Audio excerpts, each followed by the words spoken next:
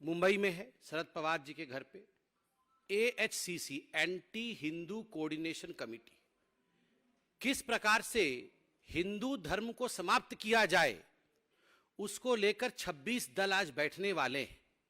सुबह से ये न्यूज़ टीवी पे चल रहा है, मगर कुछ चैनल ये भी दिखा रहे हैं कि इस मीटिंग में सीट शेयरिंग के बारे में चर्चा होगी। ये तमाम पॉलिटिकल पार्टी बैठ के चर्चा करेंगे कि किस प्रकार से कौन किस सीट से लड़ेगा, प्रचार क्या होगा, चुनाव के मुद्दे क्या होंगे। मगर सुबह से यह भी देख रहे हैं कि आपस में खींचातानी, कोऑर्डिनेशन हो उससे पहले नॉन कोऑर्डिनेशन, नॉन कोऑपरेशन शुरू हो गया है। हरियाणा में सीट कैसे बटेगी, जेडीयू में क्या होने वाला है। अधीर रंजन चौधरी जी ममता बनर्जी के खिलाफ प्रेस कॉन्फ्रेंस कर रहे हैं, डिसकोऑर्डिनेशन आरंभ हो गया है। तो दरअसल ये कोई सीट शेयरिंग, प्रचार प्रसार, मुद्दों और मैनिफेस्टो की बैठक नहीं है। जो 2-3 दिन पहले उनके एक महत्वपूर्ण सदस्य ने कहा था कि हम 26 पॉलिटिकल पार्टीज है और हमारा एक ही मत है कि हिंदू धर्म को किस प्रकार मिटाना है, हिंदू धर्म को किस प्रकार समाप्त करना है। आज एंटी हिंदू कोऑर्डिनेशन कमेटी की उसी विषय पर बैठक होने वाली है। बंधुगण, मुझे बड़ा आश्चर्य लगता है, मुझे दुख लगता है। Dengue, malaria, corona, leprosy, AIDS, ये हिंदू धर्म को इस प्रकार की बीमारियों से आप कंपेयर करते हैं। हम तो जो बीमार है उसे किस प्रकार से ठीक किया जाए, हर बीमार के प्रति संवेदनशीलता, यह हिंदुस्तान का धर्म है। और एक तरफ आप देखिए, हिंदू धर्म डेंगू है, हिंदू धर्म एड्स है, पूरे विश्व के लिए मेनेस है, इट्स अ वर्ल्ड मेनेस। अभी एक बहुत बड़े नेता जो ये एंटी हिंदू कोऑर्डिनेशन कमेटी के सदस्य हैं, उन्होंने कल ही कहा है कि हिंदू धर्म एक वर्ल्ड मेनेस है, it's a world menace, it should be thrown out of the world forum. इस प्रकार के शब्दों का प्रयोग मैं यहां पूछता हूं। मेरे यहां पर कई भाई बहन रिपोर्टर्स बैठे हुए हैं, कैमरामैन बैठे हुए। कोई शिव को मानता है, कोई शक्ति की उपासक है, कोई भगवान विष्णु का उपासक है। क्या शक्ति का उपासना करना डेंगू के समान है? क्या शिव की पूजा करना श्रावण के महीने में मलेरिया है? क्या मंगलवार का व्रत रखना और जय बजरंग बली करना ये एड्स है? क्या भगवान की पूजा करना ये कोरोना है? धिक्कार है। ये लोग जो इस माटी के नहीं हो पाए, जिस मिट्टी में कंकड़ संकर जहां बसता है, जो लोग इस मिट्टी के नहीं हो पाए, जो लोग इस धरती के नहीं हो पाए, वो इस देश के गरीब के क्या हो पाएंगे। बंधुगण, ये मेरा नहीं कहना है।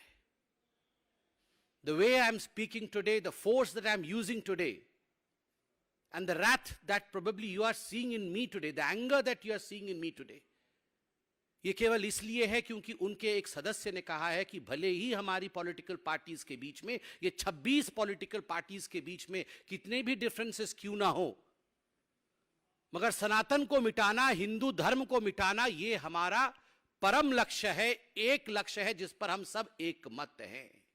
आप बताइए, अगर किसी और धर्म के लिए, किसी और पंथ के लिए ऐसे शब्द का प्रयोग किया गया होता तो आज पूरे विश्व में हाहाकार मच गया होता। ये लोग यूनाइटेड नेशन पहुंच जाते कंप्लेंट लेकर कि देखिए हिंदुस्तान कितना इंटॉलरेंट, हिंदुस्तान में किसी के लिए सम्मान नहीं, और आज हमें डेंगू मलेरिया बताया जा रहा है। बंधुगण, this is not a disaster in statement, this is a design. यह ऐसा नहीं हुआ है कि फुट एंड माउथ डिजीज हो गया है, कि गलती से किसी के मुंह से निकल गया है और वो उसे डिफेंड नहीं कर पा रहे हैं। यह एक डिजाइन है, यह एक डिजाइन है जिस डिजाइन के अंतर्गत आज नहीं, अनेकों वर्ष पहले राम मंदिर के खिलाफ प्रायोजित रूप से बताया गया था कि भगवान राम का अस्तित्व नहीं है, भगवान राम काल्पनिक है। आप ऐसा मत सोचिए कि ये यूं ही हो गया था। यूं ही सुप्रीम कोर्ट ऑफ इंडिया में, in the highest court of this country, when one of the most important political parties of this country denied the existence of the faith of India, Hindustan की आस्था के ऊपर आक्रमण करते हुए सोनिया जी के कहने पर जब कांग्रेस पार्टी ने कहा भगवान राम तो है ही नहीं, उसी दिन हम समझ गए थे कि this is not a disaster of statement, this is not a foot in mouth disease, this is a design. आप सोचिए, जिस दिन भगवा आतंकवाद कहा गया, हिंदुओं को आतंकवादी कहा गया, जिस दिन राहुल गांधी ने कहा हमें सिम्मी से खतरा नहीं है, हमें हिंदुओं से खतरा है, that was not a disaster in statement, it was a design. सोच समझकर नाप तौल कर बोला गया था। जब राहुल गांधी विदेशों में जाकर मुस्लिम ब्रदरहुड के साथ कंपेयर करते हैं, आईएसआईएस के साथ हिंदुओं का कंपेयर करते हैं, तो याद रखिए ये कोई कंट्रोवर्सी नहीं है, ये कोई कंट्रोवर्शियल स्टेटमेंट नहीं है, ये डिजाइन है, ये सोच समझकर दिया गया बयान है। और तो और ये 26 पार्टियां इसमें एक ही हैं, और आज एएचसीसी एंटी हिंदू कोऑर्डिनेशन कमेटी में सभी एक स्वर में हिंदुओं के खिलाफ बोलने वाले हैं। उद्धव ठाकरे जी के स्टेटमेंट से भी it's clear from his statement, उससे भी बात स्पष्ट होता है। वो कहते हैं कि मंदिर जब बन जाएगा और जो हिंदू ट्रेन में बैठ के भगवान राम की दर्शन के लिए जाएंगे तो गोधरा जैसे कांड हो सकता है, मतलब हिंदुओं को जलाया जा सकता है, तड़पा के मारा जा सकता है। इससे घृणक वाक्य और क्या हो सकता है? हम भगवान राम का दर्शन करने जाएंगे, भव्य राम मंदिर बन रहा है, और आप कहेंगे कि गोधरा हो सकता है, और आम आदमी पार्टी उसका समर्थन कर रही कि उद्धव जी बहुत बड़े नेता हैं, कुछ कह रहे हैं तो सोच समझकर कह रहे हैं, गोधरा हो सकता है। अरविंद केजरीवाल जी, क्यों? आप तो बड़ा ढोंग रचाते हैं कि मैं तीर्थ यात्रा पे लोगों को भेज रहा हूं। आप तो राम मंदिर के विषय में क्रेडिट स्टीलिंग का प्रयास भी कर रहे थे, क्रेडिट लेने की कोशिश भी कर रहे थे, और आज आपके प्रवक्ता और आपके मंत्री कह रहे हैं कि उद्धव जी ठीक कह रहे हैं, अगर ट्रेन में बैठ के हिंदू जाएंगे देखने के लिए भगवान श्री राम को अयोध्या में तो गोधरा हो सकता है। उद्धव जी का समर्थन कर रहे हैं। समाजवादी पार्टी कह रही है रामचरितमानस को पढ़ना नहीं चाहिए। जिस प्रकार के घृणक शब्दों का प्रयोग श्री रामचरितमानस के लिए उपयोग कर रही है समाजवादी पार्टी, ना कहे तो भला, जिह्वा पे नहीं आ सकता है। और आज सुबह से समाजवादी पार्टी ने प्रेस कॉन्फ्रेंस करके राम मंदिर के खिलाफ स्टेटमेंट दिया है, हिंदुत्व के खिलाफ आज बयान जारी किया है कि राम मंदिर नहीं बनना चाहिए।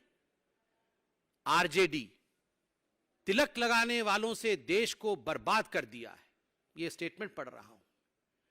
कल का स्टेटमेंट है उनके एक बहुत बड़े कद्दावर नेता का कि इस देश को यदि किसी ने बर्बाद किया है तो तिलक लगाने वालों ने बर्बाद किया है। आप और हम जब एग्जाम लिखने जाते हैं, आप और हम और हमारे बच्चे जब परीक्षा लिखने जाते हैं, तो हमारी माएं हमारे ललाट पर विजयी भव करके तिलक लगाती हैं। हजारों वर्षों से सैनिकों की पत्नियों ने तिलक लगाया है। हजारों वर्षों से ईश्वर को याद करते हुए हमारे बुजुर्गों ने हमारे ललाट पर तिलक लगाया है। हमने इस देश को बर्बाद किया है। राखी जब बांधा जाता है तो बहन अपने भाई के सर पे तिलक लगाती है। क्या भाई देश को बर्बाद कर देता है? क्या भाई बहन को बर्बाद कर देता है? तिलक लगाने वालों ने देश को बर्बाद किया है। आम आदमी पार्टी, आप सोच के देखिए, ये वही पार्टी है। अरविंद केजरीवाल जी ने ट्वीट किया था, स्वस्तिक चिन्ह के पीछे एक व्यक्ति झाड़ू लेके पड़ा हुआ था, इस देश से स्वस्तिक चिन्ह को मिटाना है। यह अरविंद केजरीवाल जी का नारा था, देश से स्वस्तिक चिन्ह को मिटाना है। एक स्वस्तिक चिन्ह मिटाना चाहता है, एक राम मंदिर नहीं बनने देना चाहता है, एक चाहता है कि राम मंदिर बन जाए तो वहां गोधरा हो जाना है, एक चाहता है कि हिंदू धर्म का लोप हो जाना है। तो ये जो एंटी हिंदू कोऑर्डिनेशन कमेटी की आज बैठक हो रही है, वो किस लिए हो रही है? और आज मैं बहुत स्पष्ट शब्दों में कहना चाहता हूं, ये कब से हो रहा है? जब से एंटोनियो माइनो इस देश में आई हैं, एक साजिश के अंतर्गत इस देश में हिंदू विरोधी गतिविधि चल रहा है, by the design of Antonio माइनो।